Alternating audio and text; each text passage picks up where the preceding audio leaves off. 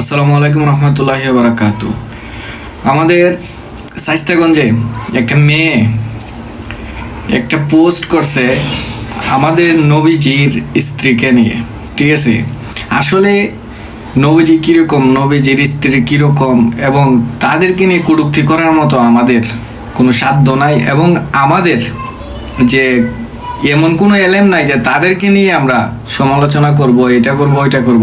আসলে যে মেয়েটা এগুলো করেছে অলরেডি তাদের বাড়িতে এবং আমাদের এলাকায় একটা তুলফাড় চলছে। আসলে আমি সবার কাছে এটাই বলবো, অনুরোধ করব যে এই মেয়ের এমন একটা বিচার হোক, যে বিচার দেখে হোক নাস্তিক, হোক ইহুদি, হোক হিন্দু, হোক মুসলিম, যে কোনো ধর্মের, যাতে আমাদের নবীজি এবং নবীজির স্ত্রীগণকে নিয়ে কেউ বাজে মন্তব্য এবং কটূক্তি না করতে পারে, এমন একটা কঠিন বিচার হোক। নতুন ব্রিজে গুলচক্কর আছে, এখানে ঝুলিয়ে তার বিচার করা হোক। এমন বিচার করা হোক মুসলমানের আবেগক্রান্ত এবং আবেগের জায়গায় যাতে কোনোদিন সে আঘাত না করতে পারে, এবং এমন বিচার করা হোক সমাজের মানুষ দেখুক যে ইসলামকে এবং মুসলমানের আবেগের জায়গায় এমন জায়গায় আঘাত করছে, এরকম বিচার করা হোক। এই নতুন বীজ গুলচক্করে ঝুলিয়ে তাকে পাথর নিক্ষেপ করা হোক।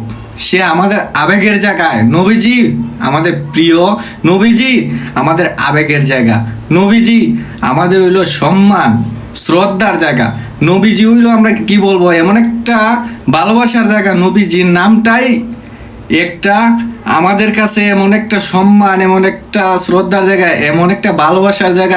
যে নবীজিকে নিয়ে কথা বলছে ওই নবীজি যদি এই পৃথিবীতে না আসতো, তাইলে দুনিয়া ও আখেরাত কোনটাই সৃষ্টি হইতো না। আসলে কি বলবো, মানুষের বিবেক নষ্ট হয়ে গেছে। আসলে ওই যে কি বলবো, আসলে মানুষের বিবেক নষ্ট হওয়ার অনেক কারণ আছে, ওগুলা নাই বলি। তার বিচার হোক। আমি যতটুকু শুনছি এই মেয়েকে প্রশাসনের দায়িত্বে নিছে, এবং প্রশাসন নাকি দায়িত্ব নিছে এর বিচার করব। আসলে পাবলিকের কাছে তুলে দিন, এইরকম বিচার পাবলিক করতে পারে। আর প্রশাসনকে আমি শ্রদ্ধা জানাই যে এর দইরা নিছে এই মেয়েটারে। আসলে তার যদি কঠিন বিচার না হয়, তাহলে আমাদের বাংলাদেশের মানুষ এবং আমাদের এলাকার মানুষ রাস্তায় নামবো আমরা।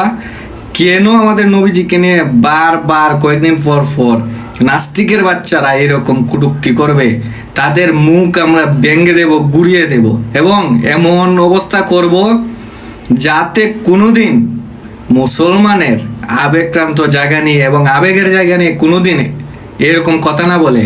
এটা খেলাগণ না, অনেক অলিয়া উলিয়া এমন কষ্ট করে এই ইসলামটা প্রচার করছে, এবং ইসলামটা আমরা আনছি এবং ইসলামটা পেয়েছি আমরা অলিয়া উলিয়াদের কারণে, নবীজিদের কারণে। আমরা এই ইসলামটা বাইশে আসে নাই, ঠিক আছে। আর আমরা ইসলাম বাইশে আসার কথা না, এটা আল্লাহ সৃষ্টি করছে, এবং যে সকল ধর্মের মধ্যে এই ইসলামটা হইল সর্বোচ্চ ধর্ম।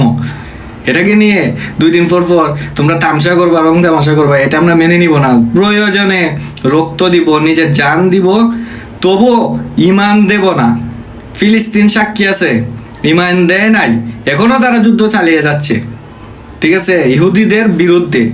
ইহুদিরা কখনো জয়ী হতে পারবে না।